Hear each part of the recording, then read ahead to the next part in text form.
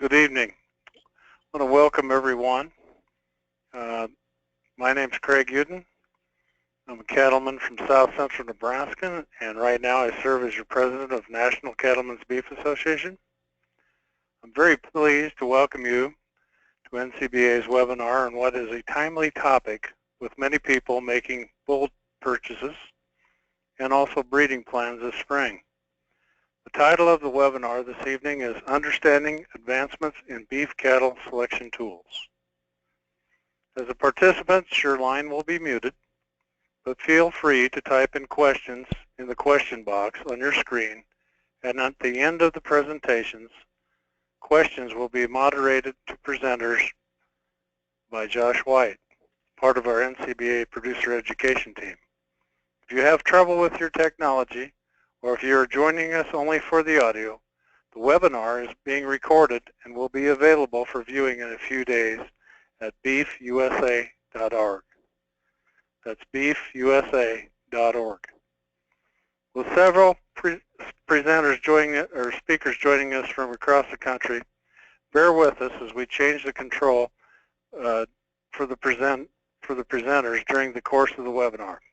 There may be a brief pause in the discussion.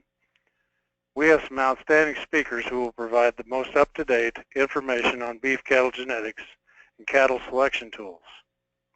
Our speakers tonight are Dr. Dan Mosier, President of Angus Genetics, Inc., and Director of Performance Programs for the American Angus Association. Dr. Wade Schaefer, Executive Vice President of the American Simmental Association. Mr. Larry Kennan, Director of Breed Improvement for the Red Angus Association of America. But we'll start a discussion tonight with Dr. Matt Spangler, who is Associate Professor and Extension Beef Genetics Specialist at my old school, the University of Nebraska. Dr. Spangler, the floor is yours. Thanks for joining us tonight.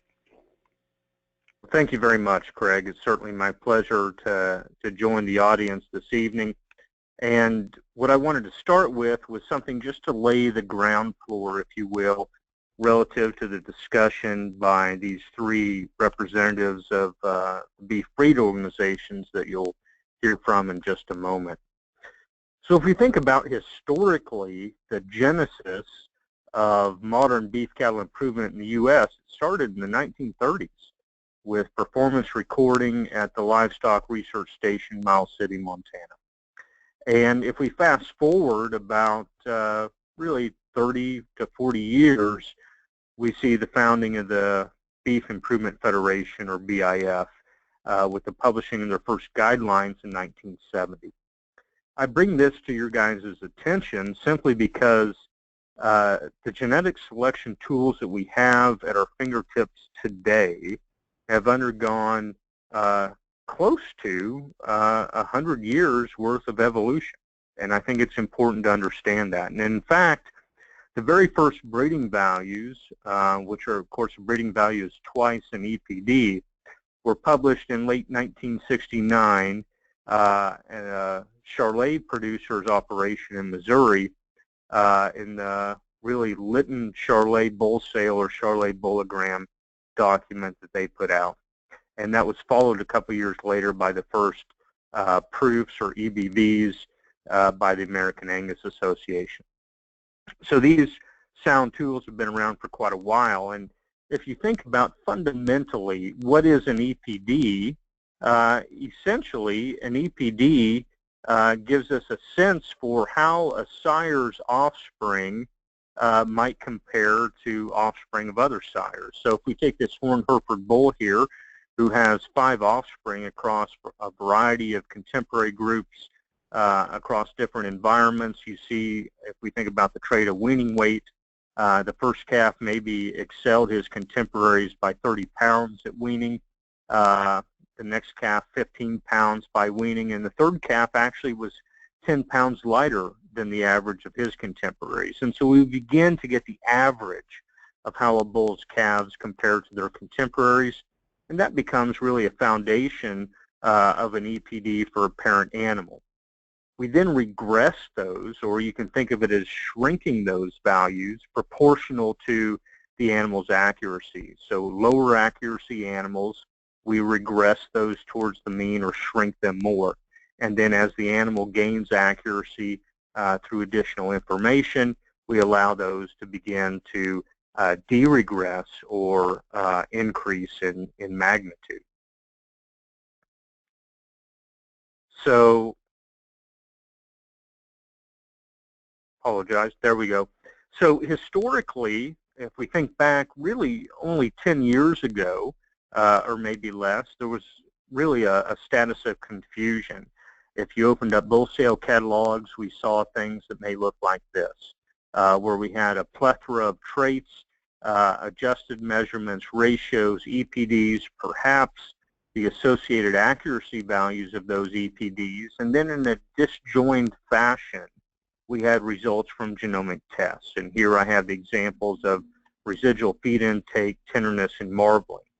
And unfortunately, what this caused was a great sense of confusion. How do you directly compare, for instance, the results of a genomic test for marbling with the animal's EPD for marbling? And to be honest, in this context, there was no way to really do that. But we saw the light, and we began to augment our traditional EPDs with genomic information and formed what we call genomically enhanced EPDs to increase the accuracy of those and also alleviate the confusion faced by cattle producers. So I want you to think about this next slide. In terms of EPDs, really what we're taking a measure of is the cumulative genetic effect across the genome of an animal, and we get that information by understanding how an animal compares to their contemporaries, and as to become a parent, how their offspring compares to their own contemporaries. But with genomics, we have the opportunity to actually look across the genome and ask the question, which DNA variants have an effect on the trait, and how large is that effect? So here you'll see three different animals, and you can think of the yellow boxes as a chromosomal segment inherited from one parent, and the orange boxes as a chromosomal segment inherited from the other parent. And the numerical values are really the impact that particular genetic variant has on the trait of interest. And so if we sum those up across both chromosomal segments for an animal, we come up with the estimated breeding value, or the EBV. And we take half of that value, and that becomes the expected progeny difference, or EPD, that we use here in beef cattle in the U.S. So genomics allows us to identify those variants, assign a numerical value to them, estimate their effect, and allows us to do that very early in the animal's life. However, it's just a snapshot. We don't know all of the DNA variants that impact a particular trait, and as a consequence, it sheds a little bit of light. It does not show the complete picture. The other point I want to make is the accuracy associated with an animal's EPD is the accuracy of assuming that the cumulative value across the genome, in this first animal's case, is 5. But in reality, and each mating, this animal is going to pass some random set of alleles on to the next generation. So an example, there's a possible mating that could occur with this first animal where they pass on here the allele that is -2, the allele that's -3, the allele that's -4, and an allele that's +5. That animal will be inferior actually to the mating where this particular bull passes on a +2, a +3, a +4, and a +5. And so what I want you to understand is accuracy in no way measures precision or really the certainty of what an animal will pass on. So that's why it's possible for a sire, his offspring, to represent really 3/4 of the variation or genetic variation within a population. So even for a high accuracy sire, we're still going to see variation within the offspring. So what are the benefits of genomic selection? Well, if you're a commercial bull buyer, it's the mitigation of risk. You're able to buy bulls that have more confidence associated with their EPD. EPDs. If you're a seed stock producer, it's related to faster genetic progress. And this is the breeder's equation that relates how much genetic change or change in breeding values we make per unit of time. And that's dictated by the accuracy or the correlation between an animal's true genetic merit and their estimated genetic merit, the selection intensity, the amount of genetic variation in the trait, all divided by the generation interval. So with genomics, we can increase the accuracy of an animal's genetic merit much earlier in life and thus increase the rate of genetic change. I will say this, though, if you have a bull genomically tested, it does not mean their EPD will necessarily move in a favorable direction. It becomes more accurate, which means it could move either up or down. So here's a view of accuracy. I'd ask you to focus on the BIF accuracy.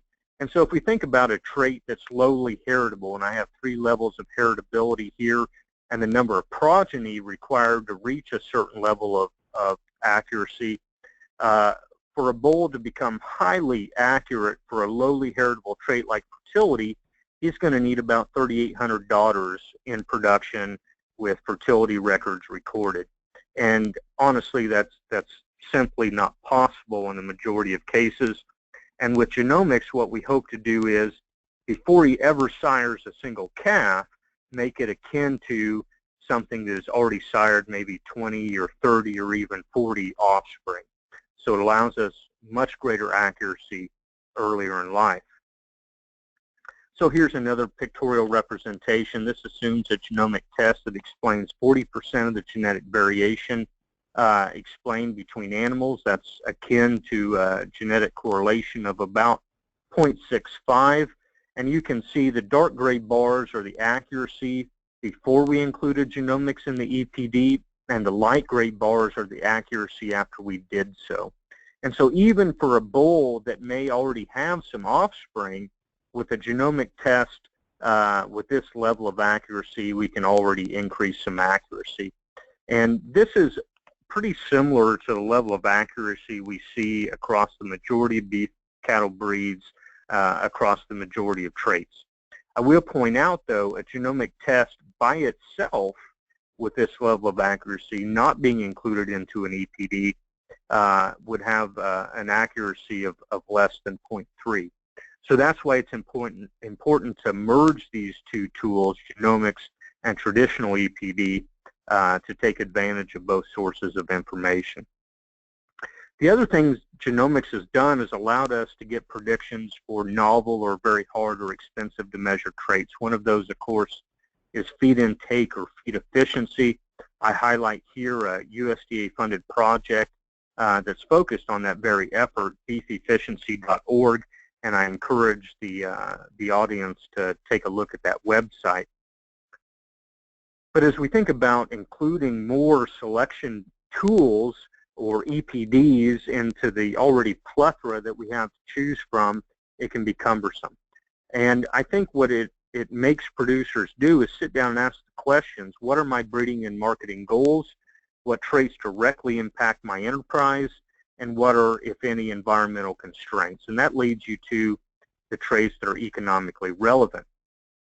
And so if you think about selecting for multiple traits at the same time, I refer to a quote by Rick Borden where he said, "There's no easily accessible, objective way for breeders, particularly those in the beef and sheep industries where ownership is diverse and production environments vary a great deal, to use these predictions intelligently."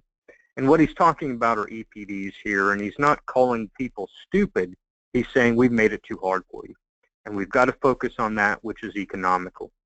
And so, of course, that leads into selection indices, which the methodology for these were first published actually in 1943.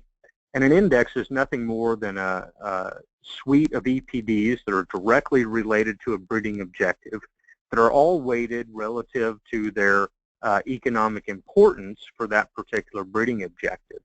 And a lot of the breeds, and certainly those we'll hear from later on this evening, have economic selection indices, and I strongly encourage breeders to utilize those, but ensure you utilize the index that best fits your breeding objective. So a few quick facts about indexes. The fewer traits in an index allows for faster progress in any one of the component traits. And the correlation between any two indexes with the same component traits will be very high, regardless of the economic assumptions that we make. And I know a lot of producers get concerned about this kind of one-size-fits-all index, the economic assumptions that we make. But the fact is, through sensitivity analysis, we found that these become very robust. And the reality is that very few producers have access to adequate information to take advantage of customizable index values based on within herd management practices. So the take-home is these indexes have been proven to be very robust across environments and across management schemes. I would say they could benefit, though, from added EPDs for additional economically relevant traits, those things that drive value downstream, like reproduction, disease, and some routine carcass data, some of that perhaps novel things that drive plant value. And I know some of these entities will talk about new EPDs that they have in the works, and I would say that for the further refinement of indexes, it's going to take a partnership between the seed stock and commercial sectors of our industry. I want to wind up with just setting this seed and telling you that bull selection, if you're a commercial cattle producer, bull selection really makes the difference. Genetic progress is really gene flow from bull selection, which accumulates to about 80% over time. So buying bulls with genomically enhanced EPD allows for more informed bull buying decisions. And that will make greater progress, arguably, than any other genetic selection tools you may wish to use in terms of maybe using genomics to identify replacement heifers or things like that. Bull selection really drives the difference. So I'm just going to quickly throw up this slide, which shows some helpful resources, a very selfless plug for some educational resources that I'm involved in, and then quickly turn it over to the first of our breed organization representatives here, and that would be Dan Mosier from Angus Genetics Inc. So Dan, I'll turn it over to you.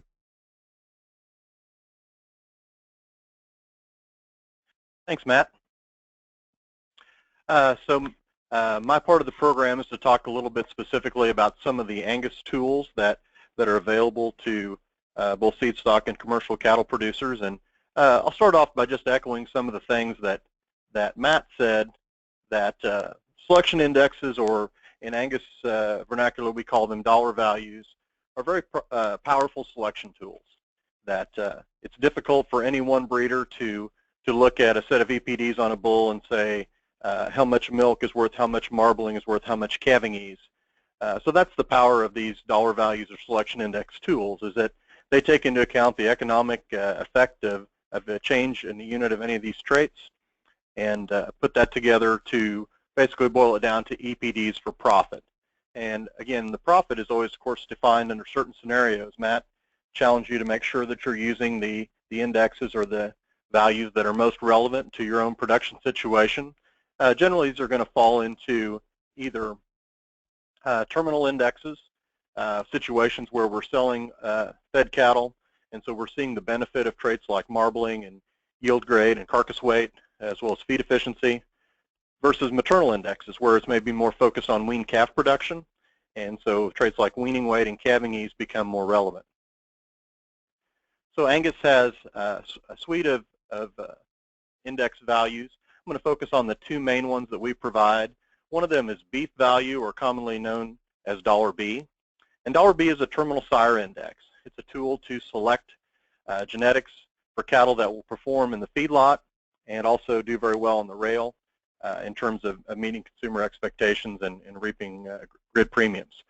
So $B differences are profit differences due to performance in the feedlot, including things like carcass weight, feed efficiency is a component of that, as well as all the carcass traits, marbling, and the components of yield grade such as fat thickness and ribeye area. We also have a maternal value called $W, or wean calf value, And $W is designed to predict profit differences for producers that are buying Angus bulls to be used in a situation where calves are being sold at weaning, that some replacement females will be retained and put back into the herd, and then the cull heifers and the steer calves are being sold onto a background or a feeder. So this particular index has traits like weaning weight, milk, and calving ease. There's no marbling, for example, in this particular index because it's assuming that calves are going to be sold by the pound at weaning. And then there's a cow cost component, what we call $EN, and that includes milk as a expense. So we know that heavier milking females, not only are the calves heavier because of the addition of milk, but we know the feed requirements of those heavier milking females are greater too. So $W takes into account both the revenue associated with heavier calves at weaning, as well as the cost of those heavier milking females. And the mature cow size is also an important component of $W. So if we were to look at a couple of bulls and had both $W and $B values, we'd have to consider our situation to decide which bull is more ideal for this particular producer. So for selling calves at weaning, then $W is going to be the most relevant index, and so you can see these two bulls. Sire A has a higher $W value. There's $15 difference, 50 versus 35. So the difference between those two numbers is $15. So that says that in this scenario, we would expect $15 more profit per calf sired between Sire A's calves versus Sire B's. So this is the more profitable bull because of perhaps its additional weaning weight, perhaps its greater calving ease, perhaps milk that better fits the environment, as well as smaller mature cow size. If we're going to retain ownership of the calves all the way through the feedlot, though, then a terminal sire index like $B becomes more relevant. And so in this case, Sire B actually has a higher value for $B because of perhaps greater feed efficiency in the feedlot.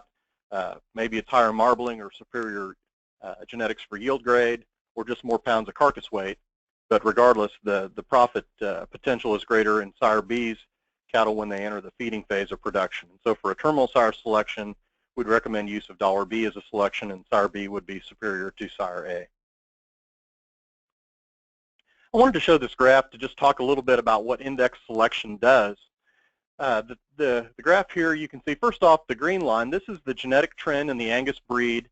The green line is $B, this terminal sire index. And it's no surprise to folks that follow Angus cattle and Angus genetics that due to increase in carcass weight, marbling, and those sort of things, that we're definitely seeing an improvement. This is all used current day economics, so there's no economic change there. It simply increases in carcass weight, marbling, ribeye area, improvement in fat thickness, and those sort of things that's making that change. The other line that's on here then in yellow is our EPD for dry matter intake, for feed intake. And again, it's not surprising that if you select for heavier carcass weight and select for higher marbling, that you're going to see some increase in feed intake.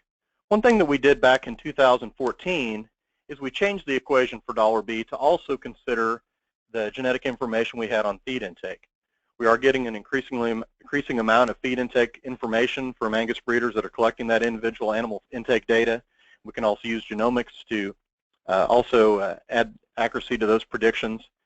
And so in 2014, we changed the index, and you can see from that point on, we actually see a decline, pretty much a flat line from 14 to 15, and then a tick downward from 2015 to 16. I don't think that's due to a large number of Angus breeders focusing directly on feed efficiency and RADG, or residual average daily gain. Rather, I think it's them just following the index and using that for selection, and as a result, they're seeing an improvement in feed efficiency. Sometimes breeders ask, if we do that, if we improve feed efficiency, will we also hurt some of the other characteristics that we think are important? And again, this illustrates the power of index selection. When we added feed intake into $B, that we still saw in future years an increase in carcass weight and an increase in marbling, the blue line, even though feed intake was decreasing. It just helps breeders identify the bulls that are most favorable for that combination of traits that ultimately generates more profitable cattle in the feeding phase of production. Another question I get often when I talk to producers is, how does $B factor into someone that sells calves at weaning? And while we'd recommend that $W be the primary index of interest, we see that over time there's definitely interest and greater activity in terms of value-based marketing of feeder cattle. And so probably a combination of $W and $B would be advisable for producers that are able to reap those premiums through a variety of different industry programs that recognize feeder cattle with superior genetic potential for quality grade, feedlot performance, feed efficiency, and so on. And so I think it is a matter of balancing those things to try to find the optimum genetics for your situation. The next thing I wanted to talk about a little bit was the use of genomics in Angus EPDs and the use of genomics by Angus breeders. As Matt talked about earlier, that genomics really is a transformative technology. It gives us the ability to evaluate many more animals for more traits at earlier ages. That for a lot of traits, it is difficult to measure the trait directly in the bull if we're trying to select, for example, for female fertility or female longevity. Not only are some of those traits hard to get that data, but it takes a long time. By the time we know we're able to measure a bull's mature daughter size, for example, he may be to the point where he's not being widely used anymore in the breed. And so it really is beneficial to be able to take a young yearling bull based on a DNA sample combined with lots of previous data collected and to be able to make an accurate prediction of what that bull's genetic potential is for mature cow size, for example. Angus breeders have certainly embraced this technology of using genomic testing, and some of this is due to prices coming down over time. But we're seeing now that a lot of Angus breeders, and I know a lot of breeders with other breeds as well, are using this technology as not only in their own bull offerings they're offering to sale to add accuracy to the EPDs of those bulls, but also for their females to be able to make better selection decisions in their own herds by testing their heifers and seed stock herds.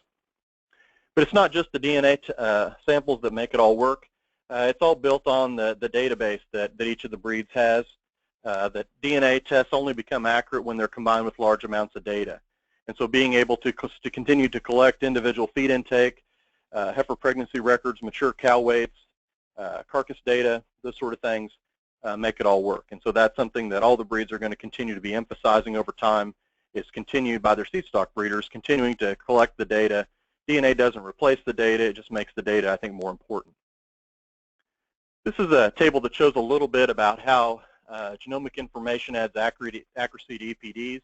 I'll draw your attention over here to the table on the right that shows the progeny equivalent number. This is basically expressing the additional accuracy that you gain from genomic testing in terms of progeny records. And this would be for an animal that's maybe an embryo transfer calf that we don't have their own individual record for a trait able to be used in the genetic evaluation. But you can see that a yearling bull, for example, that's been genomically tested will have similar accuracy for EPDs for a lot of traits equivalent to an older bull that might have 10 to 20 progeny, depending on the trait. And that really shows the value and the power of the technology to be able to have that kind of accuracy in a yearling bull. And also for seed stock breeders, the opportunity to have that kind of accuracy in a replacement female as well, to be able to make not just a better selection decision, but also a better mating decision. But the bottom line is, I think, to commercial producers that are buying bulls this spring, is to keep in mind that genomic testing really is a risk reduction tool, to have that additional information. I often hear from our breeders that once they've used genomic testing in their bull offerings, that they feel like their customers are more satisfied with the outcomes, that there's fewer surprises when you get the first calf crop out of a bull, because the genomic technology really helped predict traits like calving ease more accurately than it would with the animal's record alone. Just to talk a little bit about some things in the future, I won't dwell on this slide except just to emphasize that there's continued improvement of methods that all the breeds are looking at, and other species as well. This is a method that we're working on implementing probably this summer called single-step GBLEP. It's just a different way of using the genomics into the EPD calculations.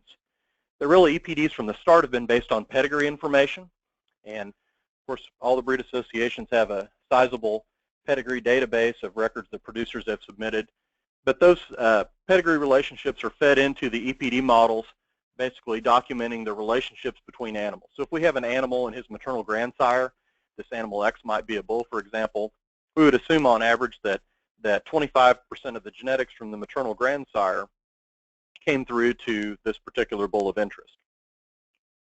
But we also know that that number actually varies a little bit depending on how we go genes from the maternal grandsire to the dam and then on to the individual itself. And so for some animals, there may be a greater relationship there. and in other animals it might be less. Genomics allow us to better estimate what is the relationship between an animal and each of its ancestors, and so in that way we're using the genomic information into our EPD models. So this is a method that we've been studying for some time and have good results with the growth traits. We're learning that the calibration is particularly important for things like carcass traits, that there is a little in terms of tweaking the model to give us the most accurate results. But it is something that we look forward to implementing in the near future, and it's nothing new to us. It's been used by dairy cattle breeders from the start. Swine, poultry, and other beef breeds are also using this new approach. Some other new things that we have in the works at Angus. First off, our dollar values, $B and $W, depend on economic assumptions, things like calf prices, fed cattle prices, feed costs, pasture rent, some of those sort of things. We update those annually over a long term to try to make sure that we're giving the most relevant information. So those will be updated this summer, the 1st of July. We're also developing some EPDs for some new traits like meat tenderness, going back to some studies that were done 15 years ago and collecting a lot of tenderness data, and we continue to get some new information there. High altitude disease, or PAP, pulmonary arterial pressure. We have an interest in breeders trying to better produce cattle that can tolerate high altitudes, and so we have an ongoing project with Colorado State University to develop a PAP EPD. We've had breeders submit foot structure information. We have nearly 10,000 records now submitted by Angus breeders, and we're seeing good heritability of foot structure, or foot scoring data, and so we'll be able to soon generate EPDs for foot structure. And another trait of interest, particularly in the south, is we have a fair bit of hair shedding data coming in, and we're finding that to be moderately heritable as well, and so that'll be another tool I think useful in warmer climates. And then also some discussion of additional dollar values, perhaps a combined index that combines maternal and terminal traits. So some of the key takeaways here from my message is that remember that EPDs and the dollar values are the most accurate tools for selection. Using the individual data, the actual birth weight, some of those sort of things, doesn't add accuracy, it takes it away because those things are already calculated in the EPDs and values, so you're actually lowering your accuracy by adding that information. And that the idea of genomic testing actually increases the accuracy of the EPDs and in the end lowers the risk of using a young animal in a breeding program. With that, I'll pass the baton over to my friend Dr. Wade Schaefer with American Simmental Association, and he will pick it up from here.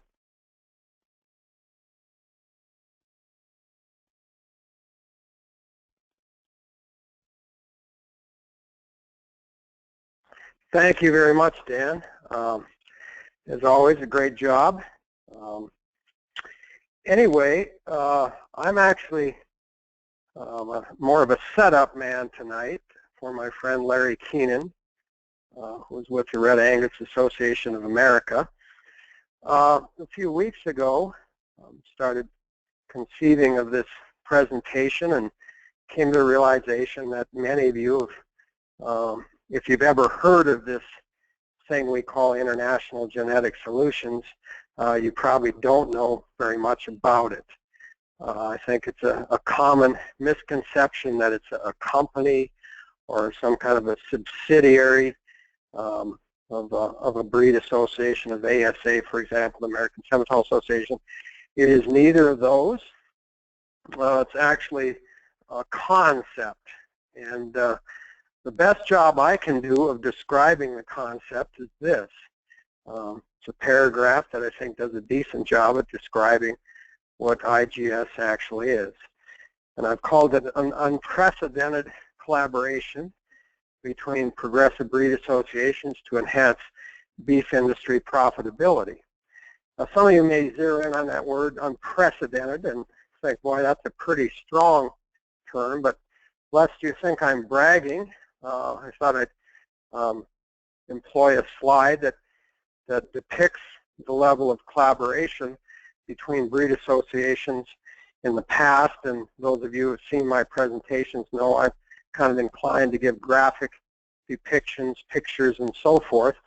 So I went to the internet to come up with some pictures I thought did a good job of describing the level of collaboration in the past between breed associations, and I came up with a handful of them. Here they are.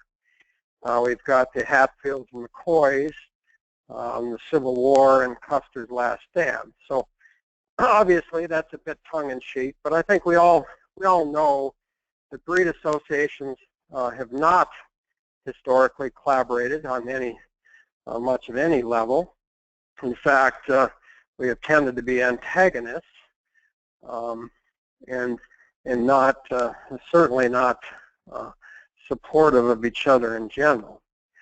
So the question becomes, well, why collaborate? Why would breed associations collaborate? After all, we're fighting over market share for our breed. Our gain, we would assume, would be another breed's loss, and so under that scenario, it sure would seem that we really wouldn't have any. There would be no sense in collaborating. Well, I'm going to pull a trick out of an old friend of mine's bag, Tom Field. Always wanted to quote famous people. Couple of famous people. Pulled some quotes from Helen Keller. She says, "Alone we can do so little. Together we can do so much."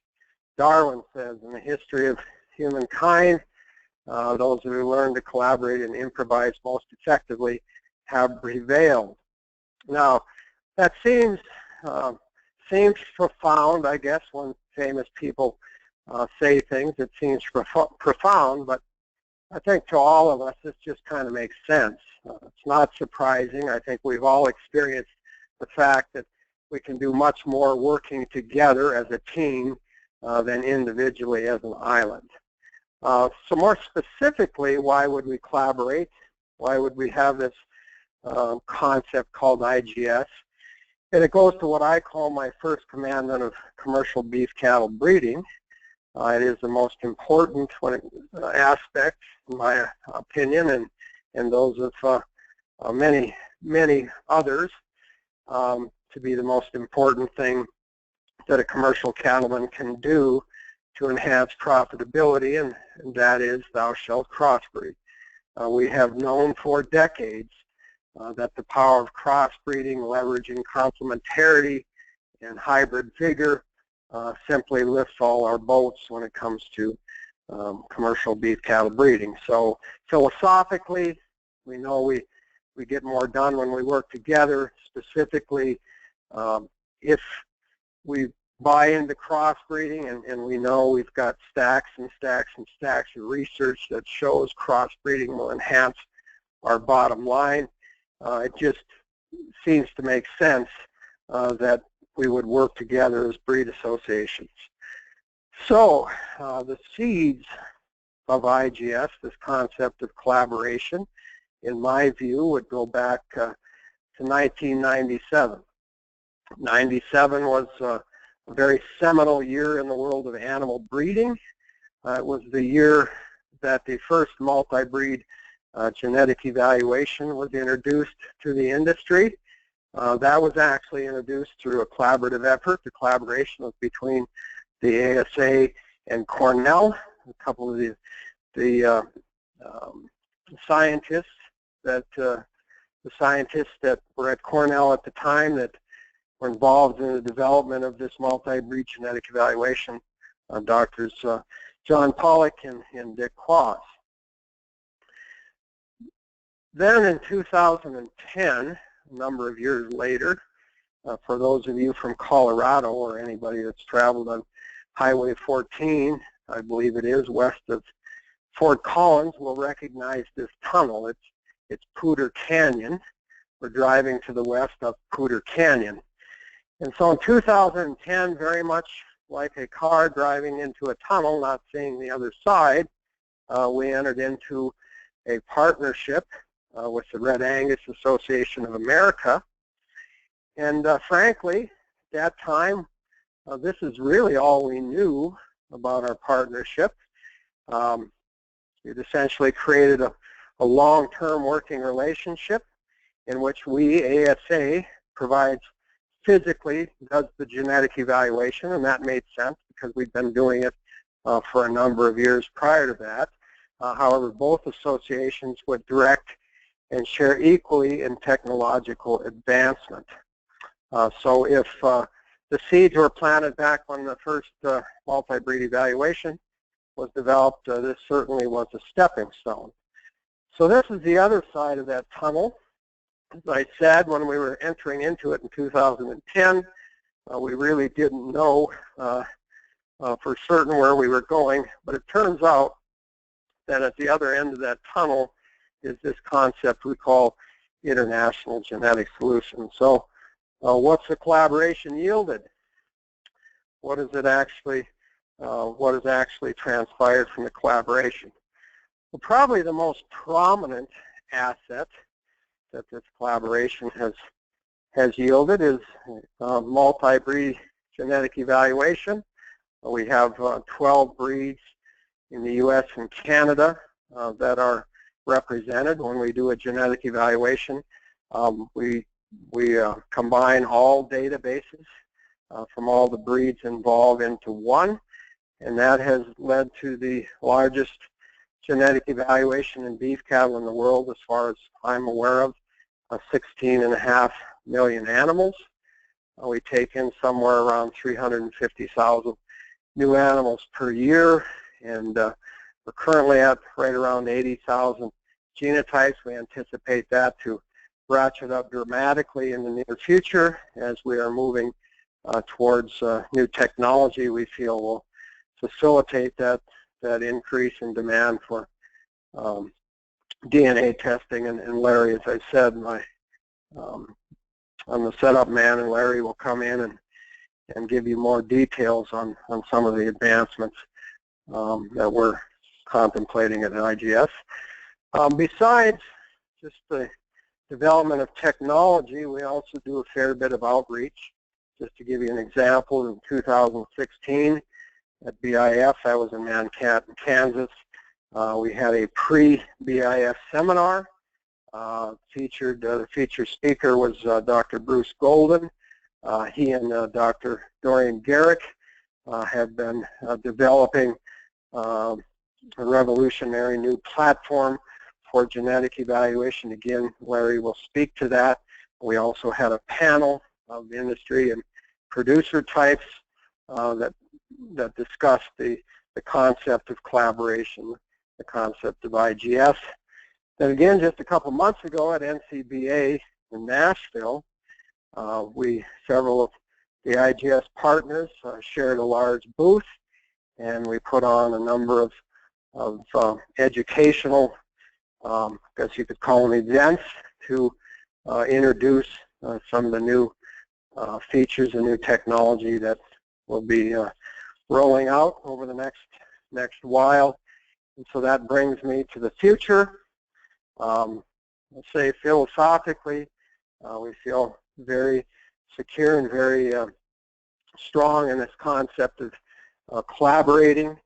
And as I said, Larry Keenan will follow up to give you more specifics on the actual technological advancements that we're moving towards in IGS. So with that, I will pass it along to my friend Larry Keenan. It's hard to believe, as young as he is, that we've been working together for a long time. We've been meeting every Thursday. We have a meeting for an hour or better, and we've done that for many, many years. And it's certainly understandable, as old as I am, that would be a long time, but Larry's still young. So with that, I'll pass it on to Larry.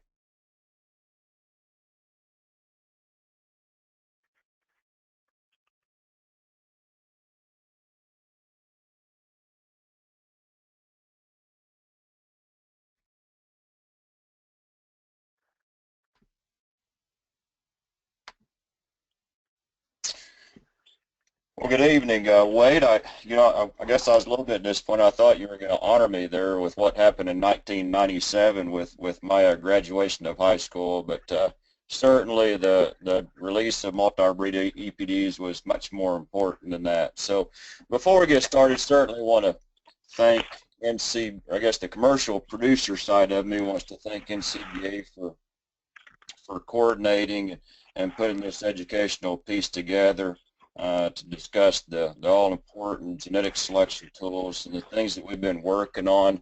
We're certainly, while my Well, I work for the Red Angus Association, as Craig commented, Director of Breed Improvement. Tonight we'll certainly be representing all of IGS partners, as this thing certainly is a collaboration with input from all of those very valued partners. And you know, we've been, Red Angus has been extremely proud of the accomplishments that we've made with our partners in the Simmental Association and the IGS, starting back in 2010 and moving to multi-breed base, releasing all of our EPs on a common multi-breed base. Certainly proud of those things, but more than that, we're just excited about this new revolution in genetic evaluations that's being made available through the BOAT software. And then certainly, as Wade commented, in the future, you know, the opportunities are endless with our collaboration, with our partnerships. Our future is certainly going to be bright. And more than anything, we want to ensure that that future is bright in order to, you know, in order for the commercial producers that utilize those genetic selection tools that we develop are as successful, as sustainable as possible. So as Wade commented, we've been working on this genetic evaluation software package, or been working on implementing it, called BOAT. So there in the top left-hand side of the screen, you can see what BOAT stands for, Biometric Open Language Toolkit. And you know, this has not been something that's, you know, just all of a sudden started here in the last few years. Wade actually was back at a strategic planning session of the IGS's Technical Advancement Committee when BIF was in Bozeman, I believe in Bozeman, Montana. One of the things that the Technical Advancement Committee wanted us to work on was developing and implementing a more modern genetic evaluation software, and this BOAT has been the answer to that call. So what is BOAT? Well, it's quite simply genetic evaluation software. So we collect, as breed associations, we collect data from our breeders, and then obviously we need a software package that houses the calculations to turn those data points into meaningful genetic prediction tools. So BOAT is just simply the genetic evaluation software. BOAT has been developed and owned by Theta Solutions, from Theta Solutions being owned by Bruce Golden and Dorian Garrick, certainly two gentlemen that have had a huge impact on genetic evaluations within the United States and abroad. These two, Bruce has actually been involved in Red Angus genetic evaluations way back before my time. So these two have made a tremendous commitment, and we're starting to see the results of some of that work. So what is BOAT, and what's the big deal? What's the big deal? It's BOAT certainly represents finally a modernization of genetic evaluation software, and it's really two big components. One being the statistical models, and secondly the computing approach. This modernization, I mean, we've been using virtually the same software, the same statistical models, the computers for decades. And obviously we've had some huge advancements in knowledge as well as technology that we have not tapped into until now. BOAT makes full utilization of both of these. And it's interesting that the computing approach, you see the graphic imaging cards, where they're leveraging technology that's used in the gaming industry. For those that have watched the kids and grandkids play on their Xboxes, you're amazed with the the graphics that those companies are able to put onto those games, and we're using those gaming cards to calculate the EPDs. So it's a tremendous technology.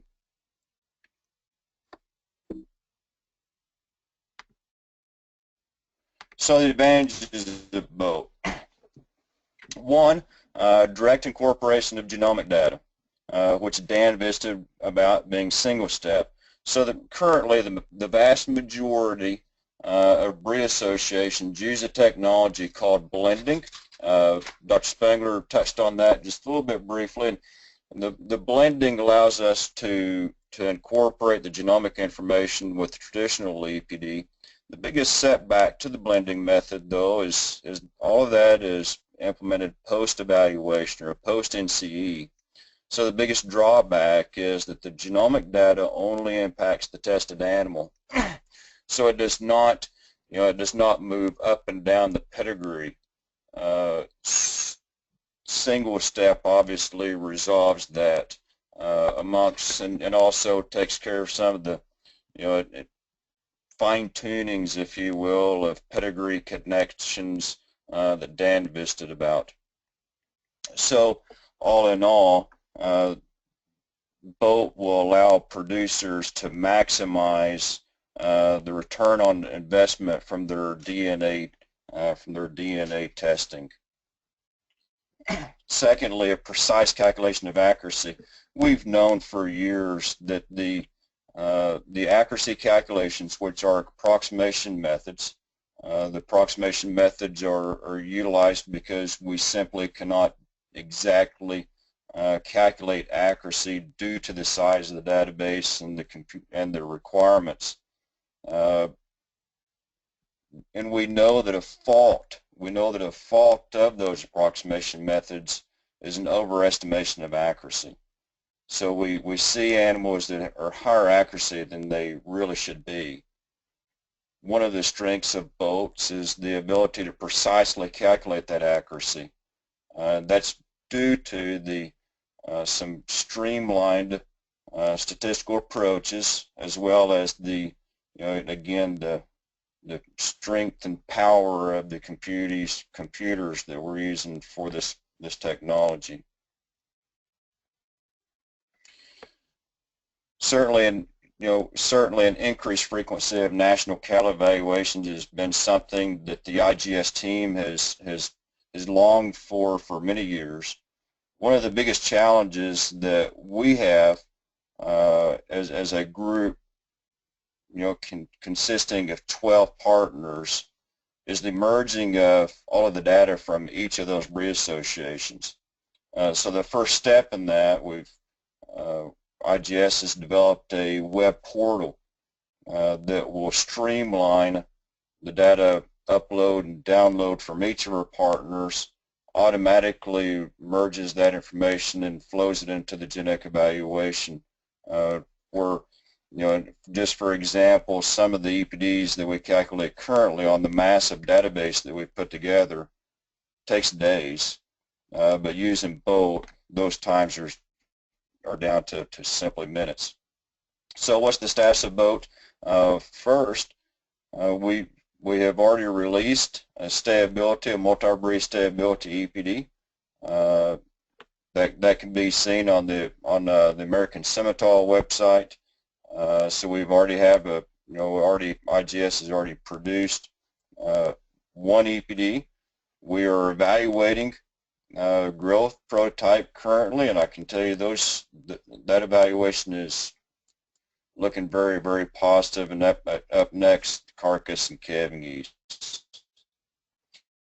So I just wanted to step back for a second. We've got some, we're talking about some huge advancements in technology, but I want producers to know that the tools that we have available today work. They're reliable, and here's just a schematic of something I wanted to show you tonight. This is the Red Angus genetic trends, and you can find this these similar trends probably on every breed association, and what I show you tonight, I almost guarantee you can replicate on other breed associations genetic trends. So across the axis there is the birth year. So this is the average birth, winning, yearling, milk EPD for animals born in each of those years, and then obviously their EPDs, the average EPD. So Red Angus is very unique in that when our association was founded in 1954, we required progeny to have a weaning weight on file in order for that animal to be registered. So we have a wealth of data, high quality data, dating all the way back to 1954. But look at the genetic trend, the genetic progress that we made after 1954, although we were collecting all that data, was flat if not negative. So between 1954 and the early 1970s, we only had adjusted weaning weights to make selection decisions on. The first within herd EBVs were released approximately 1970. We made no genetic progress in those years when all we had was just 205-day weights and birth weights to select. Right at 1980, we released our first EPDs. So you can see between that time period, between the with herd EBVs and EPDs, our progress increased a little bit, if not remained flat. Look at the tremendous genetic progress that has been made in our population since the release of EPDs. Again, I challenge you to take a look at your breed association. I almost guarantee you'll see the exact same. This gives us confidence these EPDs are working. So here's a common question that we get is, do these DNA tests really work? Are they worth my investment? Should I be placing selection pressure on animals that have genomically enhanced EPDs? So my very simple mind, I'd like to do a little cowboy analysis on things just to see the value of them. Here we've got a very high use Red Angus bull, has thousands and thousands of progeny now, so his EPDs are very highly accurate. So we ask ourselves, were his EPDs as a yearling in the fall of 2012, were those EPDs or his genomic enhanced EPDs, which of those two EPDs do a better job of predicting that bull's current high accuracy EPDs? Okay, so we either have his fall 2012 EPDs or his fall 2012 genomic enhanced EPDs. Obviously, we see differences. Cavaney's directive 13, there's the traditional EPD versus genomic enhanced EPD of 17. So there we see the difference. In the middle of the screen is that bull's current EPD. We see that those genomic enhanced EPDs were far superior in predicting that bull's genetic merit as compared to just the traditional EPDs. So a common question or a common comment that we receive with the genomic technology is DNA technology will eventually replace the need to collect phenotypic information. My answer when I receive that comment, I'll depict in this image that Wade Schaefer will certainly appreciate. This simply is not true. In fact, phenotypes allow us to develop EPDs. Then those EPDs allow us to develop the molecular breeding values. So those molecular breeding values are completely dependent on phenotypes. So it's critical that we continue to collect phenotypic data. So just a quick strategy. So this is kind of our recipe, IGS strategy for success.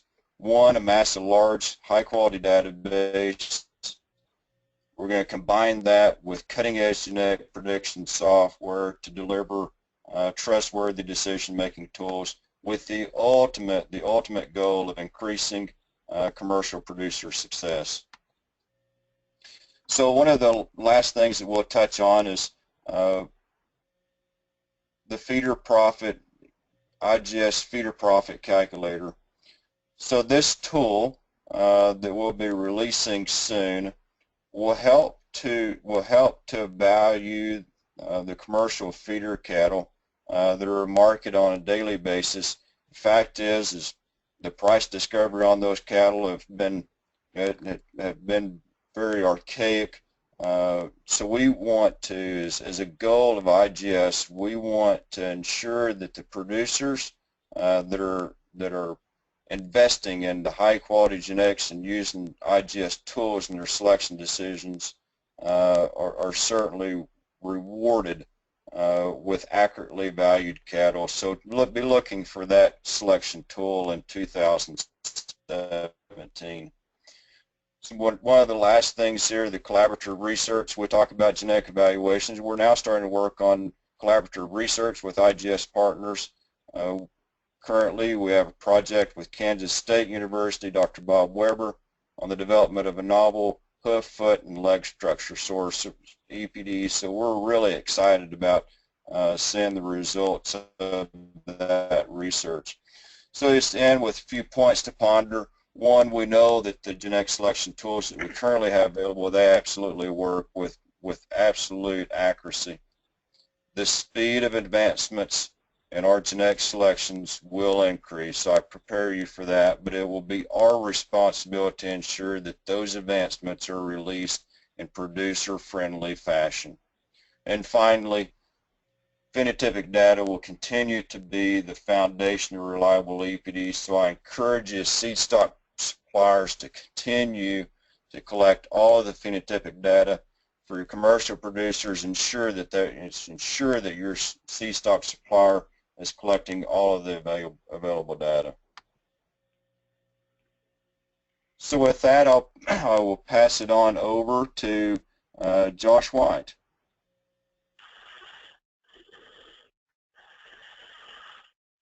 This is Craig, and I want to thank Larry. I want to thank all the presenters. One thing that NCBA does best is bring together thought leaders together from across the cattle industry and provide the best information to cattlemen. I think we've achieved those objectives tonight, and I think we've had a great webinar. While Josh is preparing to moderate our questions and answers, I want to remind everybody this webinar is provided free by NCBA as a service to the industry. If you are an NCBA member, I want to thank you for your investment into the future. If you're not, we'd love to have you join us in advocating for a profitable future for cattlemen. I'd also like to encourage you to consider joining me in Washington, D.C. March 28th through the 30th for our legislative conference. We definitely make an impact with boots on the Capitol Hill advocating for policies that allow us to operate more freely on our farms and ranches. You can visit beefusa.org or call your state cattlemen's association for more information on this important event. Josh, if you're ready, I'll hand it over to you for the Q&A. Thanks, Craig. We'll fire off. We've only got a few questions, but I know we've got a lot of attendees on, so I would encourage you to chat in your questions for the group, and we'll take questions for at least 10 minutes here or so if you want to stay on the line and send those in. One I've got that I think several of our presenters might choose to weigh in on. Dan, I guess we could start with you since you sort of led off the breed group, and it relates somewhat to Larry's slide that shows that increase in a lot of the growth traits over time since EPDs have come along. And the question really is, have a focus on growth, and especially maybe some of the terminal indexes, led to us having a lot larger cattle that may be a little tougher to maintain on grass or with a lower input environment? Yeah, Josh, I'd happy to address that question. I think that's very relevant as we talk about profitability going forward. I think all the breeds do show some increase in genetic trend for mature cow size, and you would expect that if your primary selection criteria is on growth. In our population, we see some increase in mature cow size, but we're seeing yearling weight increase about 3 to 1 more rapidly than mature cow size is going up in the Angus data. I think some of that is because of the combined selection on birth weight that Dr. McNeil, when he was at Miles City USDA at Fort Keogh, showed that when you simultaneously apply some pressure to both birth weight and yearling weight, that you not only change the growth curve at that portion of life, but you also help prevent dramatic increase in mature cow size. And that's one of the reasons that we have cow size in an index like $W, is it's designed to identify the most profitable genetics, cattle that calve easy, grow rapidly, but still have moderate mature sizes. So I think that's something that producers definitely want to keep an eye on to make sure that as they do select for more pounds at weaning and at yearling time, that they still keep moderation in cow size. And just a matter of using the index, using the EPDs for all the traits. When you put all the traits into your selection recipe, then you can make progress in all of them at the same time. Anyone else want to weigh in on that one? Yeah, I'd like to say a little. This is Wade. So, yeah, Dan's right on the money, and there has been some that have fingered EPDs for what they perceive as, going outside the white line.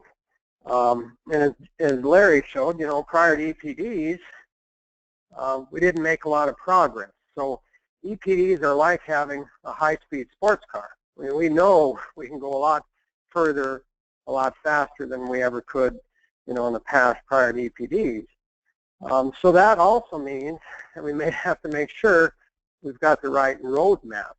If you've got a high-speed sports car and you go in the wrong direction, you're going to get further from your objectives faster. So the road map, obviously, is the road map are the selection indexes. And so it's really critical, and Dan and Matt both spoke to this, is that you need to use the indexes that are commensurate with your breeding objectives. Okay?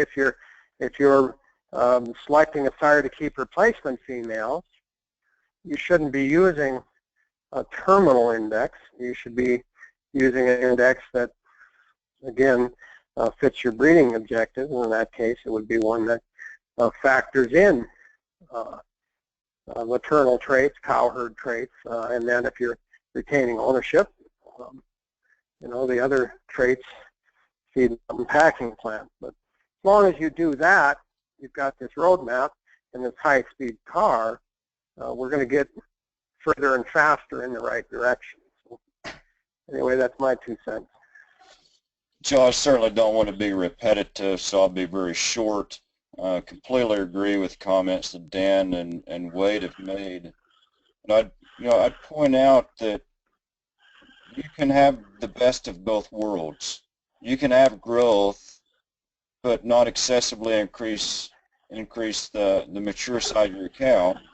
The same way that you can have light birth weight, easy calving calves, also have explosive growth. We've been able to do that. There's no reason we can't do the same for growth and mature size.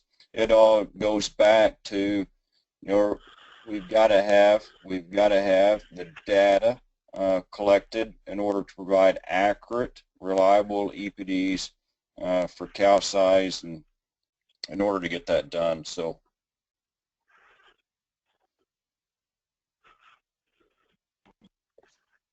Larry, I'll let you lead this one. This is a question about back to one of your comments about collecting phenotypic data. Could you just dumb it down a bit and define phenotypic data for some of the commercial producers we have on? Well, it's those data points that we accept and use in EPD calculations. It would range from birth weights and calve knee scores and ultrasound, or not ultrasound data also, but underscore information on the cow. So all of that data that our seed stock producers would collect, that we would use to describe variation within that herd, then obviously goes up to winning data and mature size and ultrasound and carcass, and Dan talked about the individual animal feed intake and the hair scores, all of those things that we use to describe variation within a contemporary group or a group of animals within a herd, in a seed stock producer's herd, that we use for EPD calculations. Perfect. Thanks for doing that. I have another question from a producer that's using multiple breeds that may not be all on the same platform, such as IGS. Maybe you have Angus and then one of the IGS breeds, and then potentially something with some Brahma influence. So how would a commercial breeder utilize EPDs and indexes from those three very different breed associations to make progress in his herd when selecting bulls? And Matt, if you want to kick that one off, maybe maybe you can take a stab at that if you're still with us.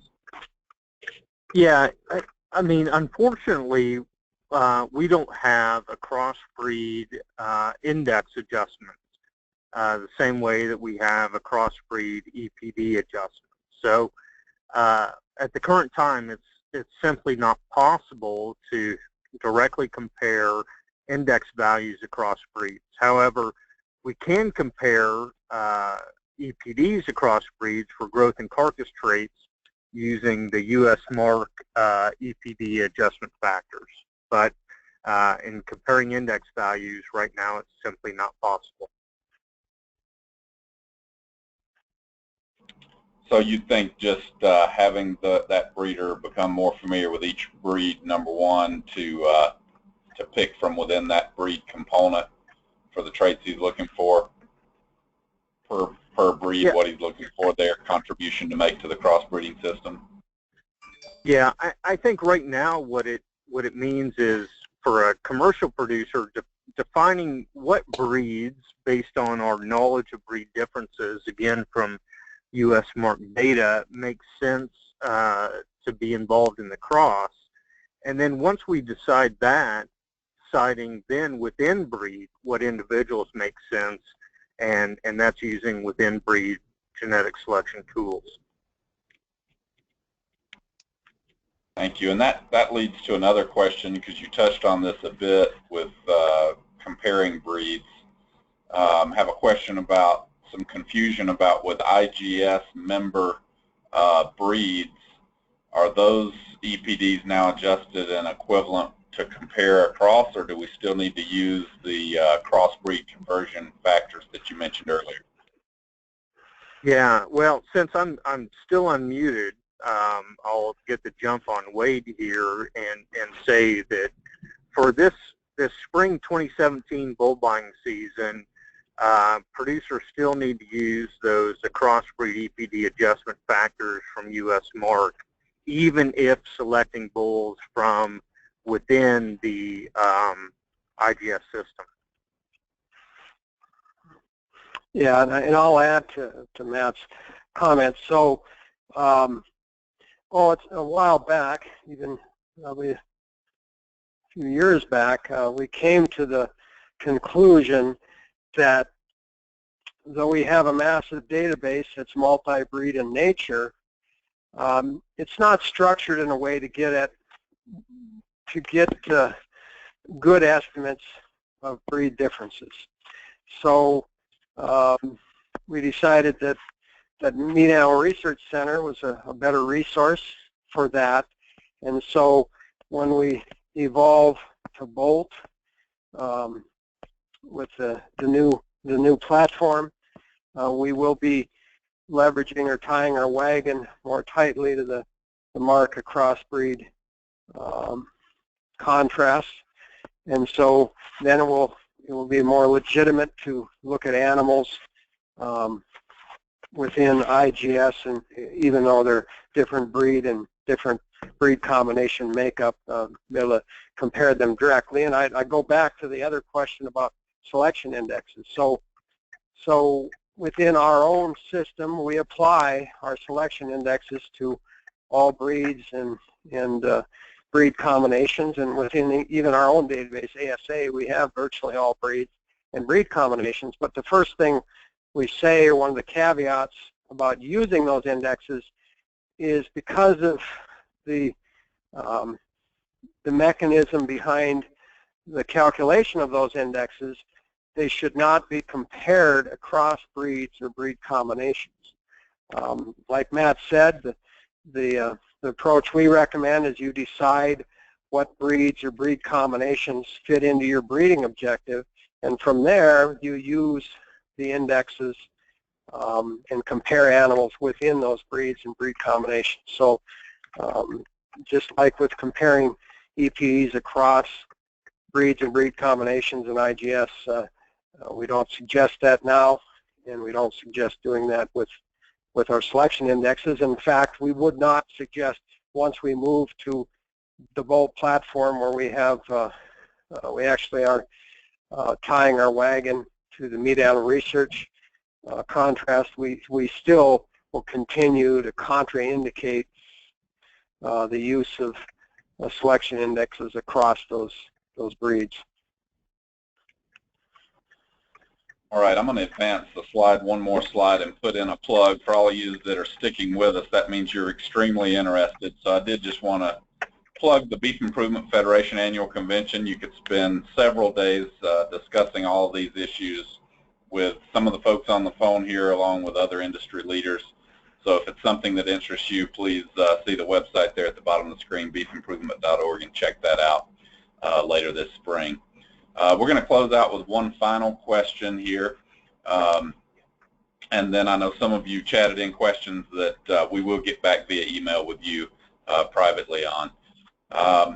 Do you think, this is to anybody that wants to weigh in here, and maybe Dan, we'll start back with you. Do you think that the economic-based indexes and potentially these feeder calf, feeder value calculators will help us communicate up and down the supply chain better than we have in the past, or do you think they already are working to help us communicate things that may be of more value to the end consumer back down to the cow-calf sector? No, Josh. I think that there's no doubt that these feeder cattle programs that tie to documented genetics, being able to not just describe cattle by color, but truly by the genetics that go into them, not just even within the breed, but you know, what part of the breed are these cattle reflecting the highest quality, highest growth, most efficient component of the breed, or do we even know that? I think that you know, I can remember 25 years ago as a student learning about you know, we talked about someday we'd market fed cattle on some sort of value-based system, and now we're there, where a vast majority of the cattle are marketed on some sort of grid, but we really haven't got there yet with feeder cattle. We haven't been able to pass the value differences back to the commercial cow-calf producer, but I think we're making real strides there to be able to use this genetic information along with documentation of health records and some of those sort of things, so that buyers of feeder cattle can be confident that when that they can pay a premium for cattle with superior genetics, and that's good for the entire industry, because anytime we have a better buying decision with more knowledge, then that just adds more efficiency. Larry, any thoughts on that? Would completely agree, and I think we're years, and you know, not decades, but probably a few years away from seeing cattle valued on some sort of, you know, commercial cattle valued on some sort of a genetic merit score. Certainly, I mean, widespread, not just here and there, widespread across the entire industry. But it's critical. It's time. We need to do that. We've got the capabilities. We just need to set prioritization that needs to get accomplished. Any final comments from anybody on the panel before we wish everyone a good night?